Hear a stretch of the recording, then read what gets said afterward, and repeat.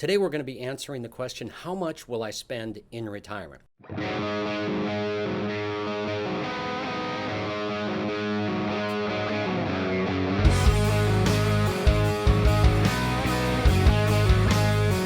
this is a great question. We get this question a lot. And I think the false assumption people make is what's sort of out there in the press or some of the financial magazines we can pick up in the grocery store.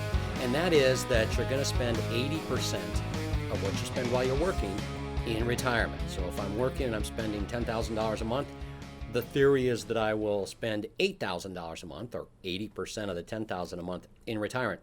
I would push back on that a little bit.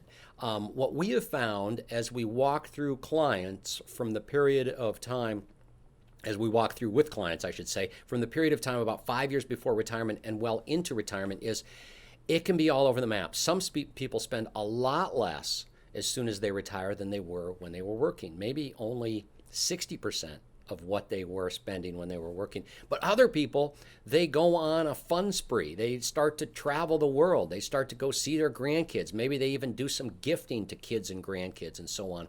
And so there are a few years where a lot of people, once they retire, could spend 120, 130% of what they were spending when they were working. So it's really important you do two things. One is figure out what you're taking home now and what you're spending every month. And this doesn't have to be down to the last penny, but it should be a pretty good general guideline of what you're spending right now. You might take what you're taking home and figure out, hey, do I have anything left over at the end of the month? And if not, if it's just right, then that's the amount you need as a baseline. But then you might want to add to that some extra money that you would spend at least in the first few years of your retirement when you can travel and do extra things. And what I always tell people, and this is the most important thing here, is use the first year of retirement as just a test. Make sure you have flexibility after the first year to increase or decrease your income, because there are going to be things that you and even your financial advisor don't think of ahead of time. A lot of those things aren't necessarily going to be the financial advisor not thinking of it.